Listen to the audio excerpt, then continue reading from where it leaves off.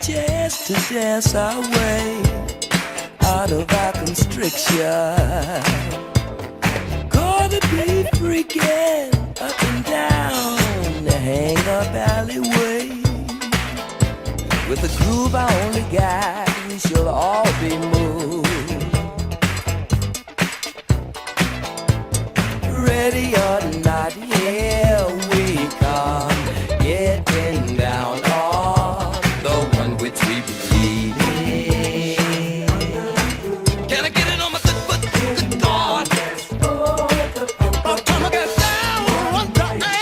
We're on the move. They can stop us now.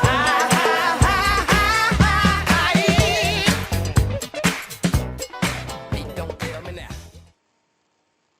In part 2 of our lectures on Afrofuturism, we focus on the genre of music. This lecture will cover a brief history of Afrofuturism music, and then we will talk about Missy Elliott and Janelle Monáe. I'm going to add links to all of the essays that I draw from in these first 2 parts of this lecture. Here is another way to define Afrofuturism. Afrofuturism offers a hopeful vision to a population whose existence has been systematically marginalized and largely ignored in mainstream depictions of a utopian future. Afrofuturism found its way into music in the early 1950s with the creative expression of Sun Ra, who claimed to be an alien from Saturn. Sun Ra blended Afrocentric ideology with space-age references, a mixture of big band swing with African and Asian influences and flourishes. The aesthetic language of extraterritoriality and travel, a trope we haven't discussed yet but you'd want to add into your notes, found its way onto his album cover art and the titles of the songs on them: Plutonian Nights, Somewhere in Space, Rocket Number 9, Take Off for the Planet Venus. Furthermore, Sun Ra incorporated new electronic technology into his music. He used electric bass and keyboards. Live performances were particularly important. The band, clad in futuristic costumes, dancers, fire eaters, and dramatic lighting, all brought the audience into an affective community of future seekers and future dwellers through light, sight, and sound. Also important was that Sun Ra owned his own recorded output and stayed in control of the production and distribution of his own work. Check out a little bit of his 1974 film, Space is the Place, and see how many Afrofuturistic tropes and sounds you can identify. This music is all a part of another tomorrow, another kind of language. Speaking things of nature, naturalness, the way it should be. Speaking things of blackness, about the void, the endless void, the bottomless pit surrounding you. A better day is breaking. The galaxies are waiting. The planet Earth's awakening. Oh, we sing this song too. A great tomorrow. Oh, we sing this song too. Abolish sorrow. Oh, we sing this song too. A great tomorrow. Oh, we sing this song too. Abolish sorrow. Following Sun Ra, funk music of the mid-1970s provided or envisioned liberatory possibilities created by Black cultural production in concert with technological transformation. Herbie Hancock, whose Bring Down the Birds is one of the most sampled pieces of music ever, blended rock and funk with cascades of synthesizers and washes of electronics that seemingly propel the listener to a bright new future. The cover art for his 1974 album, Thrust, makes this time travel into a bright new future explicit.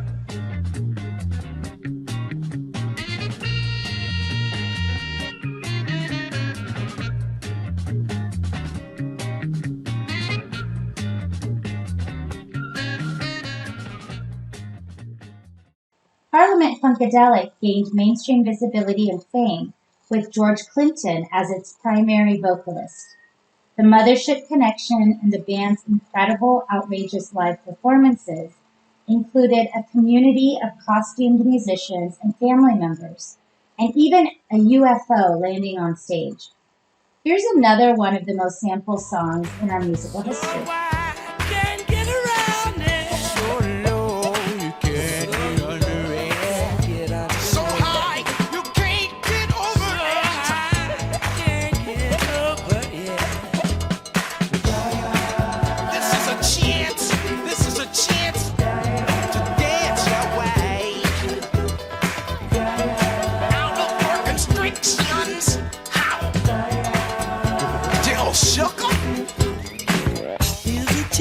To dance our way out of our constriction.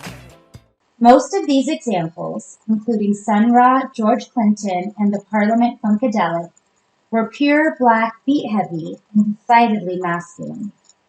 Take a look at how Ice Cube samples One Nation Under a Groove on 1993's Bop Gun. Hello? Yo, Q, What's up, Mr. George? come on through, man. We're having a little get-together. I don't know, man. Your get-togethers are kind of wild. Come on, man. You know it's One Nation Under a Groove. I know we one nation. Come on through, man. All right, I'll be there. So wide you can't get around it. So low you can't get under it. So high you can't get over it. Can't get over it. Ready or not, here we come. Getting down on the one which we believe in. 1993, much more bounce. Ice Cube coming with the half. It's not just me, deep Jeep full of small.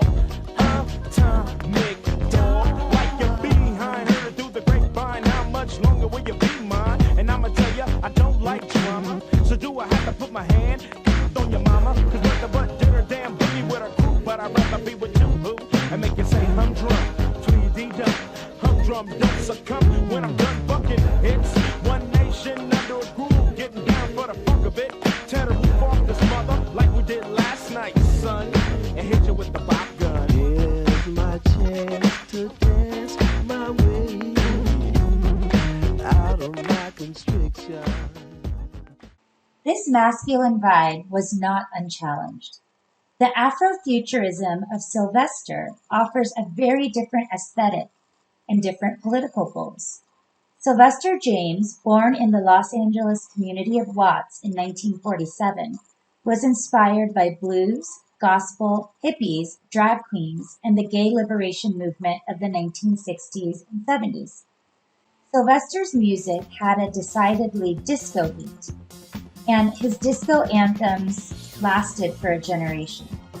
According to Professor Ronaldo Anderson, Sylvester's performance stands at the intersection of Afrofuturism, Black queer politics, and disco. Sylvester contributed to the notion and formation of the Black Fantastic, sensibilities generated from the experiences of the underground, the vagabond, and those constituencies marked as deviant. In Sylvester's Afrofuturistic Black queer performance, he posits an identity that does not conform to Western notions of heterosexual expression. In other words, he rejects the two-sex, two-gender binary. Anderson states, "This is music that takes us outside of our bodies and place, while simultaneously reminding us of our location and what it means to live there."